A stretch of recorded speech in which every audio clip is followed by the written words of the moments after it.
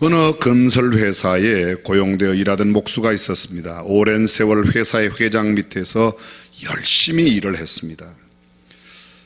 그 기간 동안 그렇게 일하면서 자식들도 다 자랐고 집안도 어느 정도 살만하게 되었습니다. 이제 목수는 생각합니다. 일을 그만두고 좀 쉬어야겠다. 그리고 회사에 사직서를 제출했습니다. 회장은 너무 섭섭해서 사직서를 되돌려주고 적극적으로 만류해 보았지만 소용이 없었습니다. 정 그러면 마지막으로 내가 살 집을 한 칸만 지어주고 떠나면 좋겠다고 그렇게 부탁했습니다. 목수는 그것마저 거절할 수가 없어서 그럼하고 대답하고 건축을 시작했습니다. 하지만 이미 마음이 떠난 목수는 대충 집을 지었습니다. 인부도 자재도 집 구조와 동선까지 대충 얼른 급하게 집을 지었습니다. 드디어 집이 완공되어 회사 회장님께 건물이 완성되었다고 보고를 드렸습니다. 드디어 회장님이 왔습니다. 회장님은 목수에게 이렇게 말합니다. 그동안 참 수고 많이 했습니다. 그 기나긴 세월 동안 나를 위해 일해주고 또 이렇게 집까지 지어주어 정말 고맙습니다.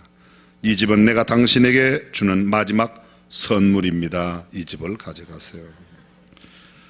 순간 목수는 무척 당황했습니다. 얼굴이 붉어졌습니다. 이 집이 내 집이라고? 그런 줄 알았더라면 최고의 재료와 최고의 기술자들을 모으고 최상의 집을 지었을 텐데 막심한 후회를 하였지만 때는 이미 늦었습니다. 사랑하는 성도 여러분, 얼마 뒤 우리가 천국에 가면 이렇게 좋은 천국인 줄 알았더라면 그때 더 열심히 신앙생활하고 하나님 말씀대로 살았을 텐데 이런 후회가 없기를 간절히 바랍니다. 유명한 신학자 윌리엄 바클레이는 말하기를 인생이란 건축과 같다고 말했습니다. 우리 인생이 부실공사, 날림공사, 허접한 건설이 되지 않아야 어떤 날 주님 앞에 설 때 의젓이 서고 상급이 있을 겁니다. 그러나 만약 부실하게 공사하고 무리하게 공사하면 큰 난리가 나죠. 얼마 전에도 말씀드렸지만 1989년도 서울 서초동에 세웠던 삼풍백화점 이야기 우리가 너무도 잘 알고 있습니다. 그때 그 백화점이 세워지고 백화점의 매출이 얼마나 컸던지 우리나라의 모든 가게 백화점을 총망라해서 롯데 본점 1호점을 제외하고는 두 번째로 매출이 많았던 백화점이었습니다. 1995년 6월 29일 대형 붕괴 사건으로 폐업하여 삼풍건설 그룹 자체가 완전히 해체가 되었습니다. 당시 삼풍은 오히려 구조를 약화시키는 방법으로 건축을 하였는데 기존의 L자형 철근을 써야 되는데 일자형을 썼습니다. 그것은 붕괴 시 금방 쉽게 무너지게 하는 그런 재료였습니다. 에스컬레이터 설치를 위해 해당 기둥을 25%나 잘라냈습니다. 기둥이 건물의 하중을 견디기 힘들 정도가 되었습니다. 5층을 식당으로 사용하면서 온돌까지 놓아 무게가 가중되었고 옥상에 있던 29톤가량의 에어컨 세대를 민원 때문에 반대편으로 옮기는 과정에서 기중기를 사용하면 돈이 많이 든다는 이유로 굴림대를 이용하여 움직이면서 드디어 그 빌딩에 균열이 가기 시작했습니다. 붕괴 며칠 전부터 금이 가고 천장에 시멘트 가루가 떨어지면서 건물이 기우는 등 붕괴와 관련된 여러 징조가 있었지만 오너와 경영진 모두는 계속 영업을 하였고 붕괴 직전에 간부들은 조만간 생길 피해를 알고도 종업원과 고객을 대피시키지 않은 채 그저 얼른 5층만 폐쇄한 채로 건물을 빠져나왔습니다. 그 건물의 주인 회장은 건물이 무너지기 17분 전에 건물을 빠져나왔습니다. 6월 29일 오후 5시 50분 엘리베이터 타워를 제외한 삼풍백화점 A동 전체가 결국 붕괴되고 말았습니다. 붕괴 후 대부분의 전문가들은 이 방식으로 6년을 버틴 삼풍백화점이 기이하다고 평가할 정도로 위험한 6년을 보냈다는 겁니다. 사고로 죽은 사람이 502명입니다. 937명이 다쳤습니다. 6명은 끝내 찾지 못한 실종으로 기록되었습니다. 총 1445명이 실제로 사상자를 내었는데 6.25 전쟁 이후 한반도에서 일어난 인명희생 가운데 아직까지 그 기록을 깬 게 없습니다. 붕괴의 원인을 살펴보았습니다. 불법 부실공사였습니다. 건축주의 탐욕과 욕망이었습니다. 적재하중의 4배를 옥상에 올려 놓았던 것입니다. 그렇습니다. 삼풍백화점 사건, 그 건물 안에 1,500여 명이 그대로 있었지만 건물주는 붕괴되기 직전 빠져나왔습니다. 후에 기자들이 그에게 물었습니다. 어떻게 무너질 징조를 보고도 대피시키지 않은 채 당신들만 빠져나올 수가 있었냐? 그 많은 사람들을 두고 어떻게 양심적으로 나올 수 있었냐고 물었습니다. 그랬더니 그 회장이 대답했습니다. 설마 했지요. 아니 그러면 회장님은 왜 나오셨습니까? 그랬더니 혹시나 했지요. 아무리 돈이 많고 지위가 높으면 무슨 소용이 있습니까? 이기적인 탐욕과 안일한 정신으로 살아가는 삶, 결코 멋진 인생이 될 수 없습니다. 살아가는 동안에 좀 부유하게 살고 다른 사람들이 우러러보는 높은 위치에 있을지 모르지만 결국 그의 인생은 결코 성공한 인생이 아니라 실패한 인생이라고 할 수밖에 없을 겁니다. 사랑하는 성도 여러분, 우리는 오늘 어떤 집을 지어가고 있습니까? 우리가 인생을 건축하는 일생의 삶에 지혜롭고 슬기로운 삶을 살아 아름답고 멋지고 근사한 인생 건축을 이루시기를 주님의 이름으로 축원합니다. 당대의 사람들에게 칭송받고 도전 주는 삶, 후대의 사람들에게 길이길이 기억되고 삶의 본이 되는 인생 건축을 이루어가는 저와 여러분이 되시기를 주님의 이름으로 축원합니다. 지금 우리는 어떤 집을 지어왔습니까? 아니 오늘 지금 어떤 집을 짓고 계십니까? 아니 내 인생의 내일 어떤 집을 마무리하고 주님 앞에 설 것입니까? 종종 여행을 하다 보면 멋지고 근사한 건물이나 빌딩 집을 볼 수 있습니다. 정말 들어가 보고 싶습니다. 그래서 들어가 보면 너무너무 아름답고 그렇게 시설이 잘 돼 있고 어떤 생각이 들죠?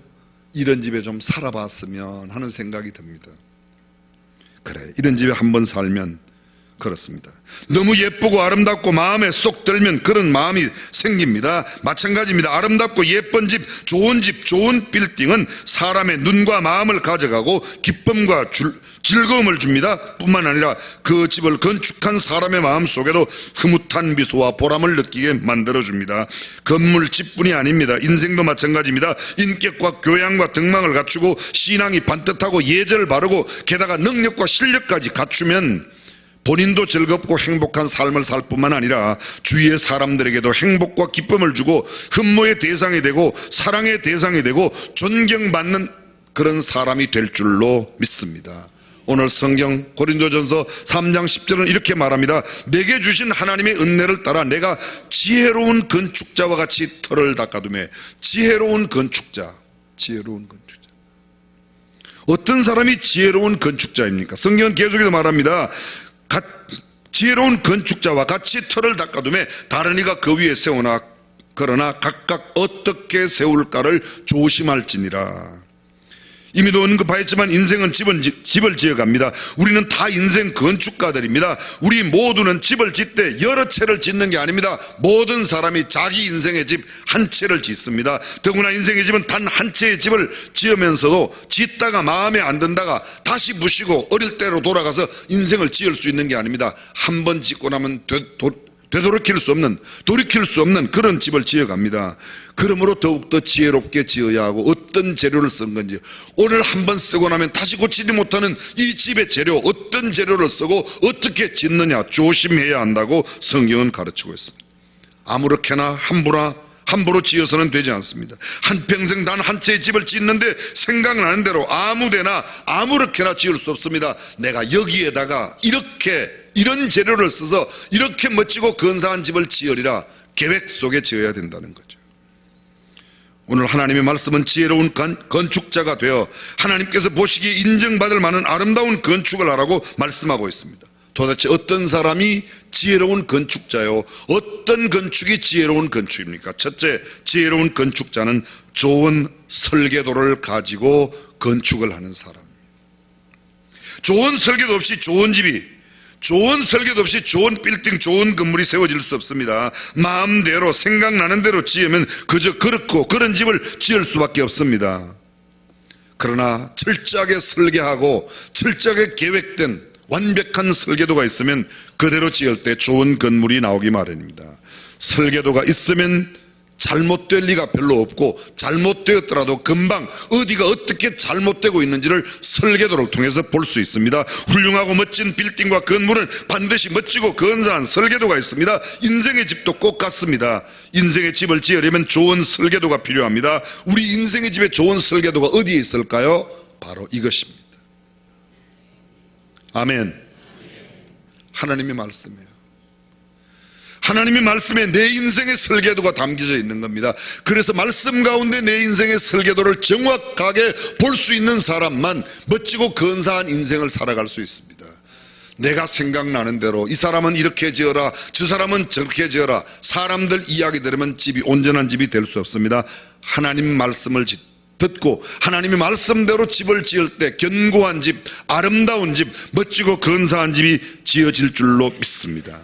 마태복음 7장 21절 이하에 이런 말씀이 있습니다. 나더러 주여 주여 하는 자마다 다 천국에 들어갈 것이 아니요 다만 하늘에 계신 내 아버지의 뜻대로 행하는 자라야 들어가리라. 그날에 많은 사람이 나더러 이르되 주여 주여 우리가 주의 이름으로 선지자 노릇하며 주의 이름으로 귀신을 쫓아내며 주의 이름으로 많은 권능을 행하지 아니하였나이까 하리니 그때 내가 그들에게 밝히 말하되 내가 너희를 도무지 알지 못하니 불법을 행하는 자들아 내게서 떠나가라.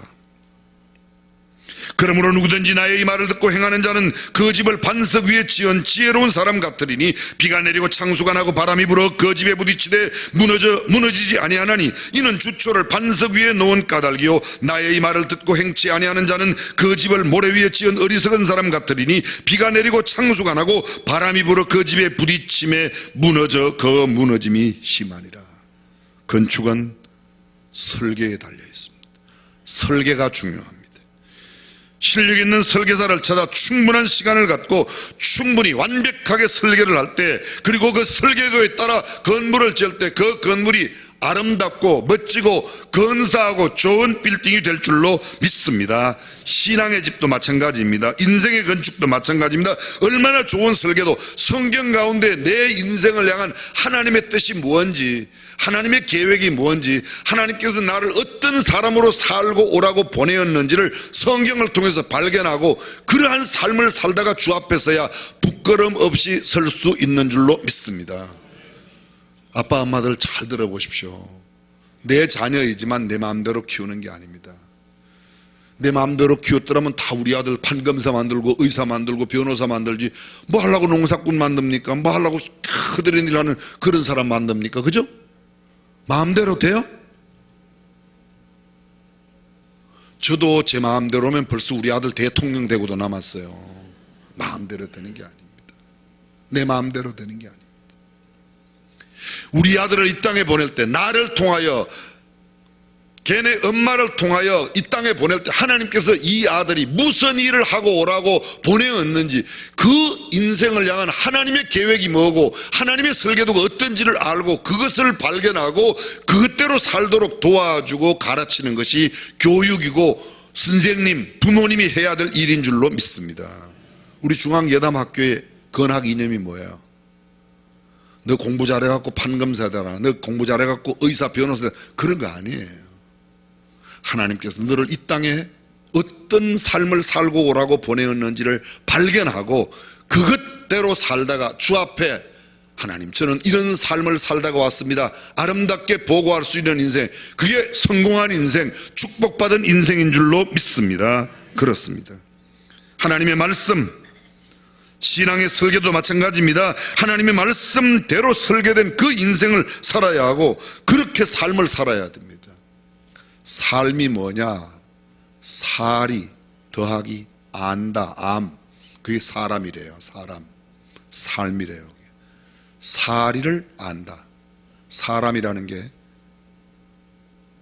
인간의 도리, 인간의 이치를 깨달아 알고 그렇게 사는 건데, 인간의 이치를 모르고 이 사람이 이렇게 살아라고 그러면 이렇게, 저렇게 살아라고 그러면 저렇게, 아닙니다.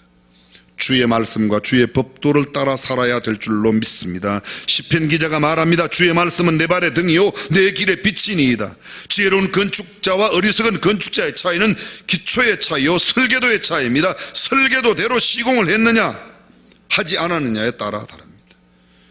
오늘 마태복음 7장 21절 나더러 주여 주여 하는 자마다 다 천국에 들어갈 것이 아니라, 주님이라고 주님을 부른다고 아닙니다. 다 아닙니다. 24절 누구든지 나의 이 말을 듣고 행하는 자는 그 집을 반석 위에 지은 지혜로운 사람 같으리니 그렇습니다. 설계도인 말씀대로 행하는 사람만 지혜로운 사람이요 설계도인 말씀대로 살지 않는 사람은 아무리 큰 집을 지어도 보기에 화려한 집을 지어도 색깔이 휘황찬란하여도 그 집은 무너질 수밖에 없는 허황된 잘못된 집이 될 것입니다. 너는 내가 준 설계도대로 내 인생을 건축하였느냐? 주님은 그렇게 물을 겁니다. 얼마나 예쁜 색을 칠하였느냐? 그런 거 묻지 않고 얼마나 내가 네게 명한 대로 인생을 살다가 왔느냐고 물을 것입니다. 사랑하는 성도 여러분, 저와 여러분들이 하나님의 말씀대로 인생을 살고 인생의 건축을 마치고 주 앞에 의젓이 설 수 있기를 주님의 이름으로 축원합니다. 하나님의 복을 누리는 방법이 뭐예요? 하나님의 말씀대로 사는 거예요. 유럽에서 프랑스 파리에서 세계 지도자 회의를 열었는데 아주 오래된 옛날에요. 유럽 사람들이 저 중동의 열서의 중동의 나라의 사람들을 초청했습니다. 파리에 있는 고급 호텔에 들어갔는데 너무너무 신기한 게 호텔 있는 수도꼭지를 털면 뭐 얼마나 시원한 물이 나오고 또 얼마나 따끈따끈한 물이 나오는지 이 아랍 사람들이 눈이 뒤집어졌습니다. 회의를 끝나고 나는데 그 아랍에서 온 사람들이 전부 다 호텔에 수도꼭지 빼느라고 난리가 났습니다. 이것만 가서 틀면 그냥 다 그게 시원한 물이 나오는 줄 알아요. 수도꼭지만 가져간다고 되는 게 아니라 우리의 복받는 사람들의 겉모양만 봐서 되는 게 아니라 그 수도꼭지 뒤에 연결되어 있는 물탱크까지의 줄이 제대로 파이프가 연결되어 있어야 물이 나오는 줄로 믿습니다. 하나님의 축복의 창고에 하나님의 저장된 복의 창고에 제대로 연결된 고리가 없으면 관이 없으면 결코 아무리 좋은 수도꼭지를 가지고 가서 금맥기를 칠해도 안 돼요.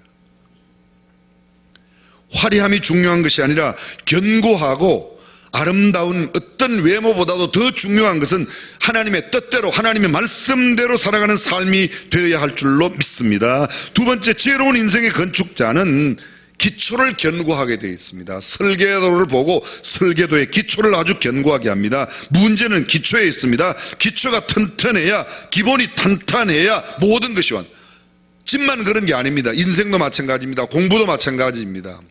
수학을 잘하려고 하면 수학의 기초가, 음악을 잘하려고 하면 음악의 기초가, 미술을 모든 범사가 다 기초가 탄탄해요. 운동도 마찬가지입니다.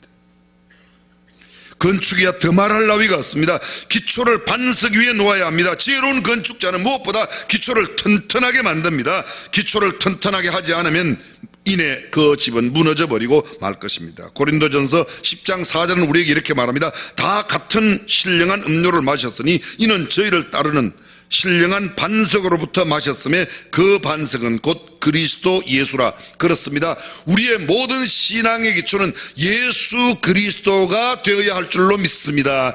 예수 그리스도 이외에 다른데 아무리 열심을 내고 아무리 내가 노력을 하고 아무리 멋지고 근사한 삶을 산다고 해도 다 그것은 허사입니다. 사도행전 4장 11절입니다. 이 예수는 너희 건축자들이 버린 돌로서 집 모퉁이의 머릿돌이 되었다. 그렇습니다. 우리의 믿음을 고백할 때 정확하게 하나님의 말씀에 기초한 예수 그리스도를 기초로 한 믿음의 집을 짓는가? 입술로만 주여 주여 한다고 우리 보았습니다. 주여, 우리가 주의 이름으로 권능을 해가고 주의 이름으로 선지자 노릇하고 주의 이름으로 병을 고치고 주의 이름으로 귀신을 쫓아냈습니다. 그때 예수님 뭐라고요? 불법을 행하는 자들아 내게서 떠나가라. 입술에 예수의 이름만 부른다고 다가 아닙니다. 이사야 29장 13절에 이런 말씀이 있습니다. 주께서 이르시되 이 백성이 입으로는 나를 가까이하며 입술로는 나를 공경하나 그들의 마음은 내게서 멀리 떠났나니 그들이 나를 경외하면 사람의 계명으로 가르침을 받았을 뿐이라. 왜 주의 이름으로 선지자 노릇을 하고 귀신을 쫓아내고 능력을 행하였는데도 도무지 너희를 알지 못하는가? 입술만 가지고 살기 때문에. 죄송합니다. 예수 믿는 사람들은 입만 살았다고 그래요. 그 입만 살았다는 말은 정말 안 좋은 말이에요. 사랑하는 성도 여러분, 내 입에 걸맞는, 내 말에 걸맞는 삶과 인격과 행동이 있어야 될 줄로 믿습니다. 말 많은 사람은 물에 빠지면요 엉덩이만 뜬대요. 옛날에는 입만 떴는데 요새는 엉덩이만 떴는데 왜 그런가 물어봤더니 그 사이 못 참고 부흥하고 이야기하느라고 엉덩이를 쳐들어가지고 엉덩이가 아파.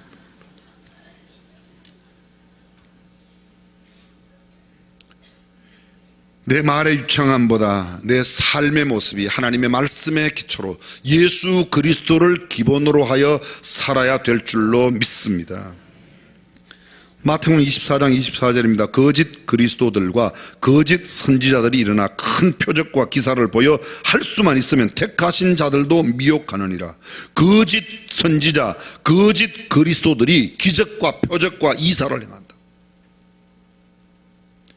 기적이라고 함부로 따라갈 게 아닙니다. 하나님의 말씀에 근거한, 주께서 정말 주님의 이름으로 행하는 그런 온전한 성경적인 가치가 올바른 그런 기적이 아니면 우리와 상관이 없습니다. 그렇습니다. 내가 언제 나를 위해서 일했느냐, 내 이익을 위해서 일하지 않았느냐. 주님을 위해서 일하지 않으면 나의 명성과 내 이름, 내 자랑, 나를 나타내기 위해서 하는 일은 주께 합당하지 않습니다. 하나님의 영광만을 위하여 오직 예수 그리스도를 위하여 하는 일만 온전한 일이 될 줄로 믿습니다. 성경은 말합니다. 비가 내리고 창수가 나고 바람이 불어 그 집에 부딪힐 때 무너져. 그 무너짐이 심하게 된다고요. 어떤 사람? 주님을 반석으로 세우지 않은 사람은 무너진다고 말합니다. 우리 찬송가에 이런 찬송가 있습니다. 이 몸의 소망 무행가 우리 주 예수뿐일세. 우리 주 예수 밖에는 믿으리 아주 없도다. 목사도 믿지 마세요. 사람 믿지 마세요. 사람은 사랑의 대상이고 돌봄의 대상이지 우리 믿음의 대상은 오직 예수님 한 분뿐인 줄로 믿습니다. 목사 믿다가 낭패난 사람 많아요. 교회 장로원사 집사 믿다가 낭패난 사람 많아요. 믿고 빌려줬는데 떼잖아요. 그죠? 제가 1990년도에 아프리카 갔더니 대통령 부인이 은행을 완전히 싹 비워가지고 딴 나라로 도망을 갔어요. 대통령 부인이, 영부인이 가봉이라는 나라에서요. 대통령도 믿을 게 못 되고, 오해하지 마세요. 문재인 대통령을 믿지 말아라 이렇게 그런 말이 아니고, 그 어떤 직책, 높은 지위, 사람은 믿음의 대상이 아니라 우리 믿음의 대상은 오직 예수님 한 분뿐인 줄로 믿습니다. 그렇습니다.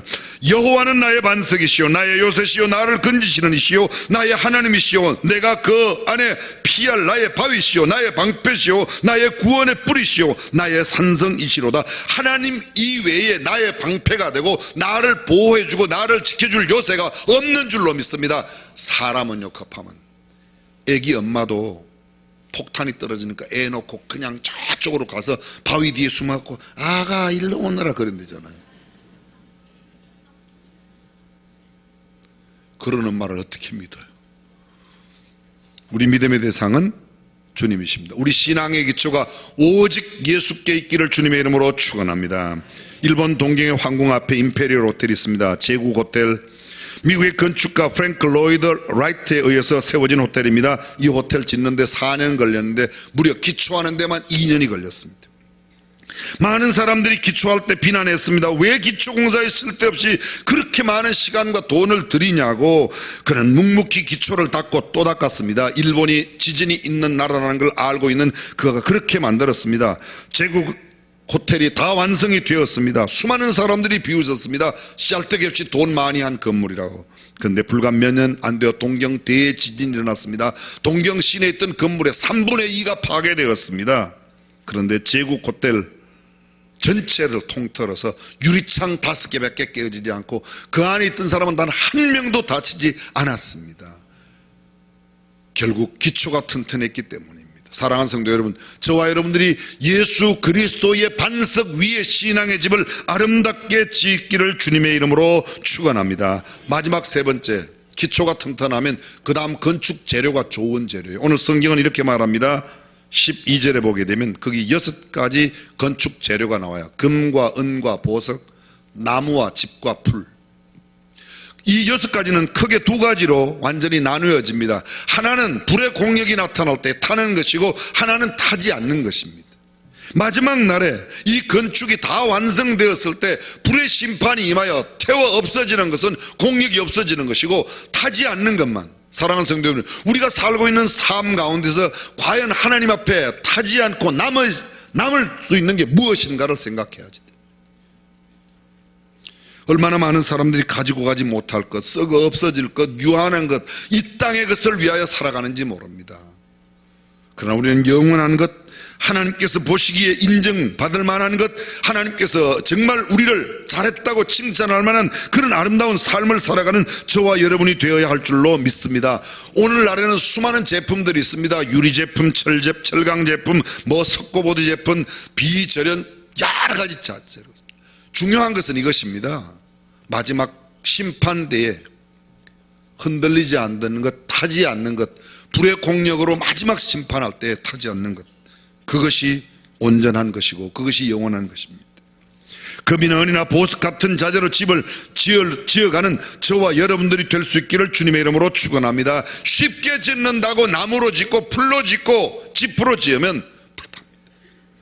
세상에 많은 사람들은 쉽게 지으려고 합니다. 그러나 우리는 힘들고 어려워도 때로는 그것이 너무 비싸다고 생각될지 모르지만 그런 일을 감내하고 감당하면 멋지고 근사한 집이 세워질 것이고, 불의 공력이 나타날 때 그 공력을 밝혀 불이 태우지 아니하는 것들로 우리는 하나님 앞에 큰 상급을 받게 될 줄로 믿습니다. 성경이 이렇게 말합니다. 만일 누구든지 그 위에 세운 공직이 그대로 있으면 상을 받고, 누구든지 그 공직이 불에 타면 해를 받으리니 그러나 자신은 구원을 받되 불 가운데서 받은 것 같으리라. 불 가운데서가 아니라 상급받는 귀한 축복된 인생 되시기를 주님의 이름으로 축원합니다. 가짜가 난무한 세상입니다. 짝퉁이 난무한 세상입니다. 짝퉁에 휘둘리지 말고 진짜 참다운 신앙, 성경적인 신앙, 아름다운 인생의 삶을 살고 주 앞에 큰 칭찬 얻는 복된 인생 되시기를 주님의 이름으로 축원합니다. 기도하겠습니다.